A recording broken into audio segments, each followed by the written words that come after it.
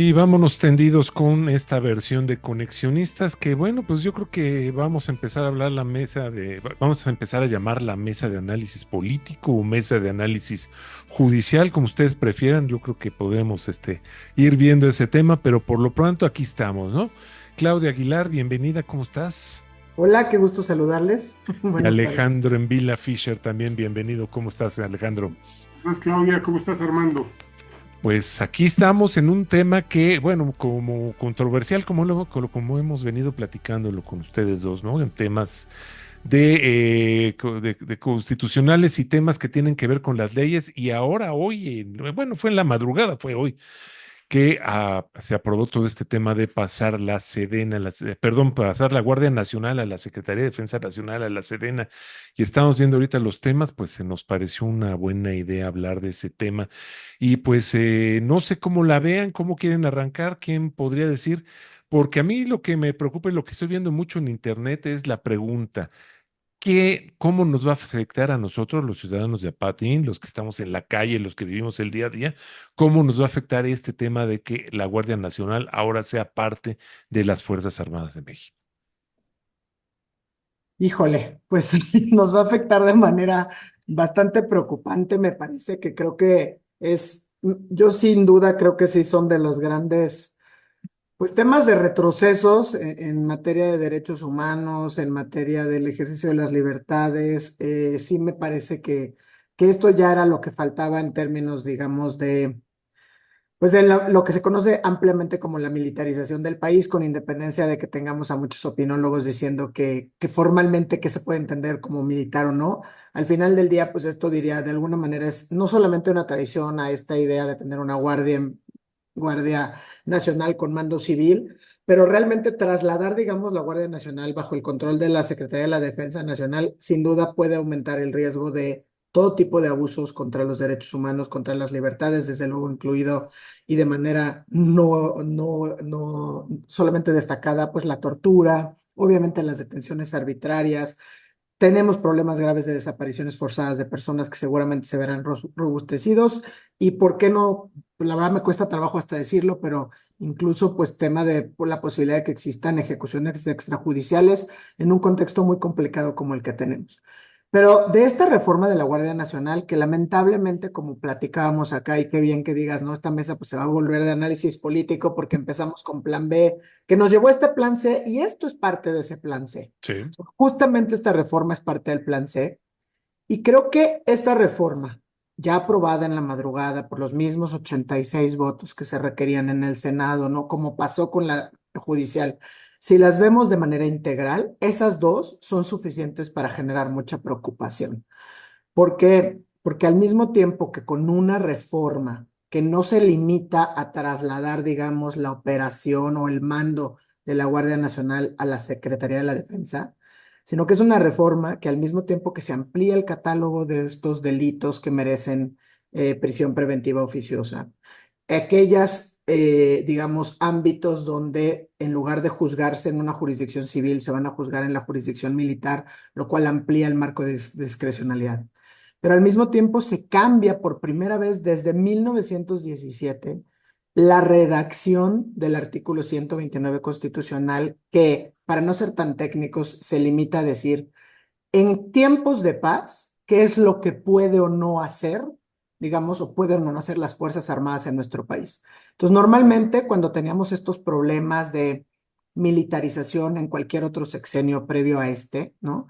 Y se llegaba a cuestionar la constitucionalidad o no de ciertas disposiciones o ciertas medidas que llegaba al Poder Judicial, digamos que el paraguas para decir, oye, no, te pasaste, esto es inconstitucional, era siempre el 129. ¿Por qué? Porque estamos en tiempos de paz. Y en tiempos de paz, el ejército solo puede hacer aquello que específicamente establecía la Constitución. Y en esta nueva modificación lo que hace es que delega eso a la ley secundaria. Y si bien en estos momentos oscuros, diría yo, porque ya vemos que se puede cambiar el texto constitucional, pues con los votos que ya tienen amarrados en diputados y en Senado, pues en una normalidad democrática eso sería mucho más complicado porque en teoría tenemos un proceso robusto para modificaciones constitucionales, pero esto dejaría que lo pueda hacer en una ley. secundaria, ¿no? Entonces, que todos estos decretos, estas modificaciones que le fueron impugnando, por ejemplo, al presidente López Obrador, en su momento a Peña Nieto, antes al mismo Felipe Calderón, por ejemplo, en temas de militarización, pues ahora serían constitucionales, porque el 129 realmente dice que va a definirlo, la ley secundaria, todo aquello en lo que puedan participar. Entonces, la verdad, para cerrar esta participación, te diría, o esta primera parte es, justamente si lo ves de manera integral, al mismo tiempo que estás fortaleciendo la presencia militar, el fuero militar en un país como México, estás debilitando la justicia civil, la justicia cotidiana, la justicia a la que todas las personas que no pertenecemos a las Fuerzas Armadas es a la que tenemos acceso. Entonces, básicamente la reforma de Guardia Nacional, pues es una Guardia Nacional con mando militar, contrario a lo que se había acordado. Ese mando militar además es designado por la Sedena. ¿Quién maneja el presupuesto de la Guardia Nacional? Y eso pues también nos va a llevar a un problema de gobernabilidad en términos de seguridad pública, porque ese presupuesto pues lo tiene de la Guardia Nacional, lo maneja la Sedena. La Guardia Nacional va a estar encargada de implementar la estrategia de seguridad. Entonces, esta idea donde íbamos a tener a un Omar García Harfuch replicando la estrategia de seguridad de la Ciudad de México a nivel federal, pues se ve muy difícil si ya no tienen ni siquiera los elementos porque ahora pertenecen a la Sedena, ¿no?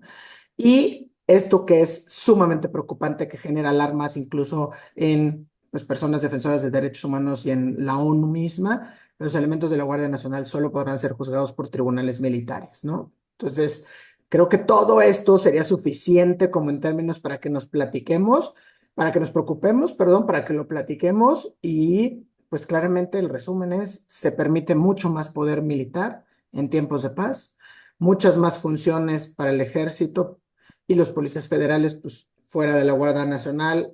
Hay todos temas por resolver que alguna vez aquí Alejandro preguntaba qué pasa con los derechos laborales, quién los tiene, cómo se respetan al pasar la Guardia Nacional, pero sin duda alguna esto pues sí es un momento que de la mano con otras reformas que pasaron así en el Plan C, nos puede generar muchísima preocupación, sobre todo para la ciudadanía de a pie, en términos de derechos, libertades, etcétera. Alejandro. A ver, después de suscribir lo que ya dijo Claudia, yo destacaría algo. México está caminando a contracorriente de lo que ocurre en el mundo en materia de derechos. Hasta hace unos meses, pocos meses, podíamos decir que la generación de mexicanos que hoy están haciendo, que hoy tiene 10 años, que hoy tiene 15 años, que hoy tiene 20 años, son las generaciones que más derechos habían tenido en la historia de la humanidad. Nunca había tenido tantos derechos el ciudadano. ¿Sí? Esto tiene mucho que ver con la corriente de respeto y de protección a los derechos humanos, que es mundial, no es mexicana. ¿Sí? A partir de que estos cambios iniciaron, pues Claudia lo dijo de una manera, creo que mucho más clara, pero ¿en qué nos va a afectar a los ciudadanos de a pie? Pues que estamos perdiendo derechos. Estamos perdiendo derechos y estamos corriendo riesgos. A partir de ahora, corremos más riesgos de ser violentados en nuestra seguridad personal. Corremos más riesgos de ser detenidos arbitrariamente, de ser desaparecidos. Vamos, la desaparición forzada es una realidad en muchas partes del mundo y en México también. El Estado mexicano ha sido condenado por algunos casos en cortes internacionales a pagar indemnizaciones. ¿Por qué? Porque sus fuerzas armadas desaparecieron a personas. En los años 70 esto era muy común. En los 80 también, quizá un poco menos, porque ya no era la etapa esa que se conoce como la Guerra Sucia, eh, pero seguía existiendo. En los años 80, cuando nosotros, Claudia es mucho más joven que nosotros, pero cuando Armando y yo éramos jóvenes, era verdaderamente, y Armando que andaba de fiesta todos los fines de semana, no me dejará mentir, era verdaderamente temor el que uno sentía por las policías, por las famosas policías judiciales. Sí. No podías confiar en que si te detenían, no te fueran a inventar un delito, no te fueran a golpear, dabas por sentado que te iban a robar. Vamos, ahí creo yo que estalló la crisis de inseguridad, de temor, de desconfianza hacia las policías, ¿no? Y bueno, empezaron a llegar gobiernos que dijeron, si la policía no sirve, echemos mano del ejército.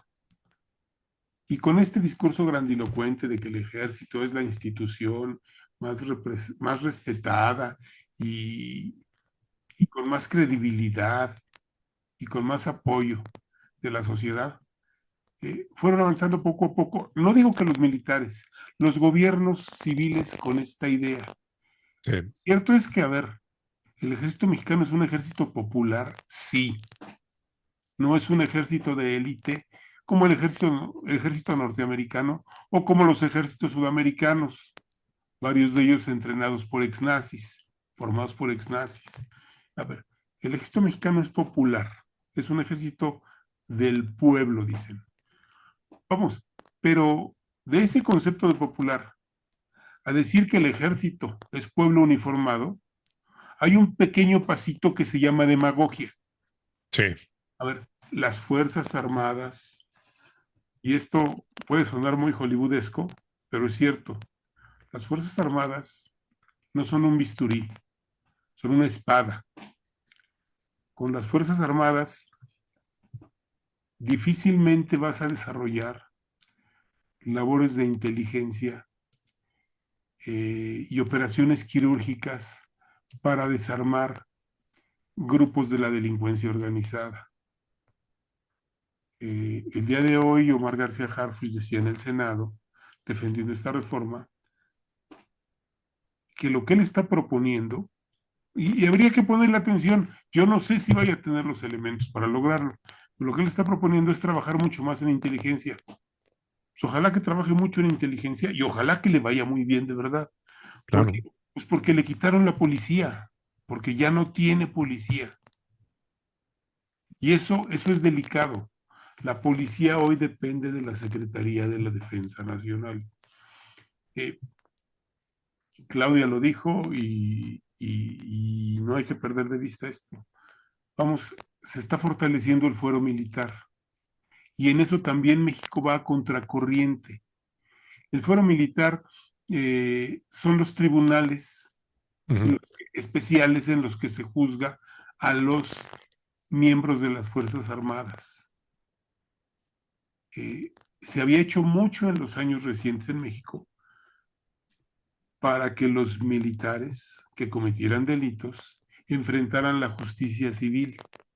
Bueno, vamos de regreso en eso. Se fortalece el fuero militar. Eh, el asunto es, yo creo que muy delicado por, digo, todo esto que ya dije y una razón que agrego, y con esto dejo aquí el comentario. Llevamos cuántos años apostando porque los militares, porque nuestro ejército, porque la Armada de México eh, nos devuelvan la tranquilidad. Y lo cierto es que no ha ocurrido. Las razones pueden ser muchas. La de este sexenio es que, bueno, pues este presidente no los dejaba defenderse y disparar. Pero el hecho es que México ya estaba militarizado, ahora está oficialmente militarizado, es la única diferencia, está formalmente militarizado, y los niveles de inseguridad no habían descendido. Y en Ujú. este sexenio, con más presencia de militares, con una Guardia Nacional formada en un, pues que será 90% por militares, tampoco descendieron. Quizá tenga que ver con la estrategia del presidente de no disparar, de ofrecer, de conminar a los delincuentes a que se porten bien y a que le bajen 2 rayitas, que ya vimos que no funcionó. Exacto. Coloquialmente se conoce como abrazos y no balazos. Ya vimos que no funcionó. Y la otra parte, bueno, y es verdaderamente lamentable, ¿no? El 129 era el paraguas, era, digamos, el límite. Ahí no se cruzaba. Bueno, no solo modificaron el 129, la Constitución era el gran límite. Hoy ha dejado de serlo. La Constitución ya no es un límite. Tienen los números para Cada vez que se les dé la gana. reformarla cada que se les antoje, cada que se les ocurra, porque la parte triste de esto es que no se ve una estrategia clara Ujú. eh, de qué tipo de Estado constitucional quieres construir, hacia dónde van estas modificaciones a la Constitución. Lo único que han dejado ver, pues es que la estrategia es militarizar y militarizar. A ver, pues la Constitución, como todas, es reformable y la mexicana es la más reformable de todas.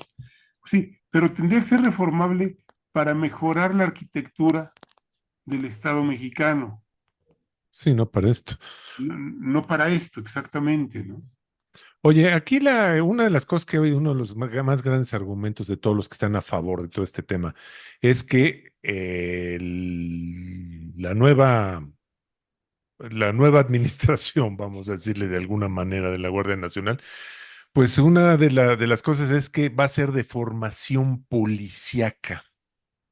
Es decir, que pues va a ser una policía, que entiendo muy bien la diferencia que hay entre un soldado y un policía, pero Sí. esto de alguna forma nomás es dorar la píldora, es nada más decirnos, va a estar más padre, pero pues, sin que haya un verdadero cambio. Absolutamente, Absolutamente. Además, absolutamente. eso en sí mismo es, digo, a ver, Formación soldados, son de pues formación sí, soldados. es el debilitamiento de las policías civiles. O sea, debilitas a las policías civiles, que es justamente quienes tendrían que tener encomendada la seguridad ciudadana, ¿no? Las labores de seguridad ciudadana. Encomendarle las labores de seguridad ciudadana a las Fuerzas Armadas, como dice Alejandro, primero es contracorriente, es Ujú, contraintuitivo, y está probado que lleva a la Comisión de Violaciones Graves de Derechos Humanos, ujú, justamente porque la formación castrense versus la formación donde tendrías que estarle apostando al fortalecimiento de las policías, digamos, civiles para el ejercicio de las funciones de seguridad ciudadana, y realmente, pues lo que estamos haciendo es que frente a el Estado mexicano, pues lo que confiesa es su fracaso, ¿no? Es el fracaso de, pues, en respuesta al debilitamiento, por no decir la desaparición absoluta de las policías de carácter civil, pues está reemplazándolo con las Fuerzas Armadas, ¿no? Entonces, en lugar de que apuntáramos a reformas que llevaran a cabo, quizá siendo realistas, ¿no? Porque tampoco podemos volver, como decían en el 2017 Morena, ¿no? Que regresaran a los militares a sus cuarteles, porque la verdad es que pasaron cosas impensables, o sea, borraron la sesión estenográfica del 2017 del Senado para no poder trazar todas las participaciones de Mario Delgado, de, bueno, Encinas, de cualquiera de estos que hoy por hoy, Fricciones. ¿no? sí, sí, sí. Estaban pugnando en contra, pero realmente tendríamos que por lo menos estar haciendo todo para llegar a una revisión gradual o de una participación gradual, ordenada, bajo mandos civiles, que fue lo que se aprobó al inicio del sexenio, pues sí, de las Fuerzas Armadas en estas labores de seguridad pública para ir fortaleciendo la capacitación de los cuerpos policiales a través del fortalecimiento de los conocimientos de seguridad pública, de seguridad ciudadana y sin duda dotar de recursos, o sea, presupuesto importante a las policías. Esto no va a abonar a nada de eso. Entonces, claramente nos van a dorar la píldora. Que tú no puedes estar capacitando si el presupuesto ahora, ¿quién lo tiene la Sedena. Ni siquiera lo va a tener la Secretaría de Seguridad Ciudadana, porque los elementos están adscritos a la Sedena. Podrán venirnos a decir que van a realizar estas otras funciones, pero el presupuesto lo tiene la Sedena, ¿no? Entonces, esto violenta, como decía Alejandro también, todos los estándares internacionales en materia de derechos humanos, donde las labores de las Fuerzas Armadas de ninguna manera se pueden extender a las facultades que en realidad son propias de instituciones que pues, están encargadas de la Procuración de Justicia o a las policías, ya sean judiciales o ministeriales, ¿no? Entonces, pues lamentablemente es una reforma más que pasó con la planadora de Morena, con el voto de Yunes, que pues, sigue en la bancada del PAN, pero pues vota con Morena. Con Morena. Supongo, por el ejercicio de su libertad y conciencia y todo esto que nos dijo en la reforma judicial. Y como dices, Alejandro, la verdad es que es súper triste, o sea, ya no nada más es que el paraguas fuera el 129, ¿no? O sea, pues esa escena de la ley de Herodes, de pues ya dice la Constitución, pues sí, este país es surrealista y no nada más está en una escena del cine mexicano, que además ese cine criticando al régimen hegemónico Sí, de hace cuántos años, es hoy por hoy una realidad que no está en la televisión, que no está en una pantalla de cine, sino que está, pues, si te metes al canal del Congreso, ¿no? Canal del Congreso, está en las calles. Tristísimo. entonces de todo esto podemos deducir entonces que una Secretaría de Seguridad a nivel federal pues, no sirve para nada. No, a ver,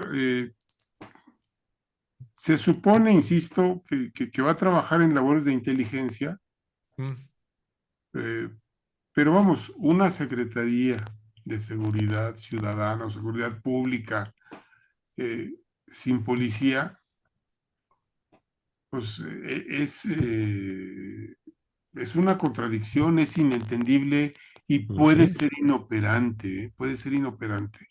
sin Eh, dientes le dicen por ahí, ¿no? Dientes le dicen por ahí exactamente. Y mira, miren, la verdad es que queda una semana, no sabemos qué podemos ver en una semana. Uf, eh, y, y- y no sé, pero yo empiezo a percibir, y además lo encuentro bastante lógico, eh, un ánimo social porque se acabe este sexenio, porque haya una nueva persona en la figura de la presidencia, en la institución presidencial, eh, y apostar a que la cordura, a que impere. la consecuencia, a que el pensamiento científico y no las ocurrencias ni la sabiduría de algún pueblo lejano de ese México mágico, ahora sí que no los dichos de la abuela, sean lo que empiece a marcar la pauta del quehacer público. Vamos, Claro. que gobernar se vuelva de nuevo una actividad seria, porque lo que estamos viendo es muy poco serio, es Sí, muy sí, poco serio y es de verdad preocupante, ¿no? un Eh, circo.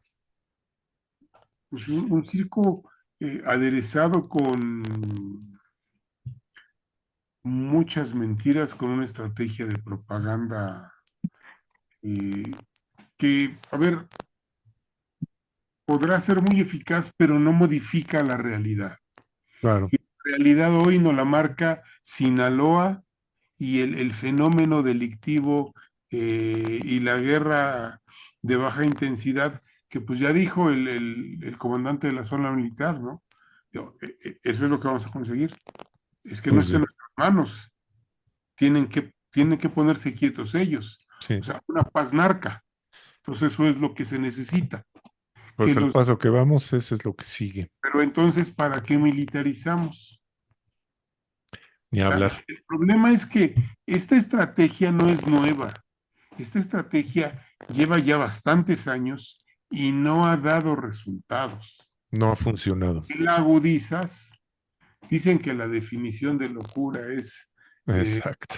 para hacer lo mismo y lo mismo todos los días y esperar un resultado diferente. Muy bien. Pues bueno, dentro de 8 días, hoy es miércoles, dentro de 8 días ya estamos en sexenio nuevo. ¿Les parece que hagamos algo para, pues, analizar, ver qué es lo que viene y sobre todo va a estar muy interesante esa primera semanita de Claudia porque, pues, ahí se van a definir muchas cosas, ¿cómo ves? Van a estar muy interesantes los primeros 100 días de Claudia Sheinbaum como presidenta. ¿Cómo lo ves, Claudia? Así es, tendremos mucho que comentar, entonces sin duda pues será un buen espacio para coleccionistas. Nueva era, nuevo sexenio. Nuevo sexenio, hasta de nombre cambiamos. Pues agradecerles a los dos su participación, la verdad, aclara muchas cosas y sobre todo muy interesante todo lo que acabas de decir y sobre todo qué es lo que nos debemos de preocupar y qué es lo que debemos de empezar a hacer nosotros como ciudadanos. Claudia Aguilar Barroso, muchas gracias. ¿Dónde te encontramos? ¿Dónde sabemos de ti en redes sociales? Pues me encuentran en X como @C Aguilar Barroso. Magnífico, muchas gracias. Alejandro en Vila Fisher, ¿a ti cómo te encontramos? ¿Cómo sabemos de ti? También en X, arroba en Vila Fisher. Perfecto. Bueno, yo soy Armando Reigadas y a nosotros como Conexionistas nos encuentran en Conexionistas MX, en X y en Facebook, como Conexionistas México en YouTube y en Spotify. Y en Telegram somos Conexionistas, así nada más. La música que estamos escuchando es música de Alejandro Saborit. Ahí lo encuentran en YouTube y el diseño es de Sofía Reynoso. Ahí lo encuentran en X y en Facebook. Muchas gracias. Nosotros somos Conexionistas. ¿Te pareció interesante este video? ¿Quieres ver y escuchar más contenido de este tipo? Conviértete en un patrocinador de Conexionistas. Visita nuestro Patreon y escoge la manera en que tú puedes ayudarnos a seguir creando contenido de calidad. Encontrarás la liga en la descripción de este video. No lo olvides, con tu patrocinio puedes ayudarnos a realizar más contenido de calidad, contenido de Conexionistas.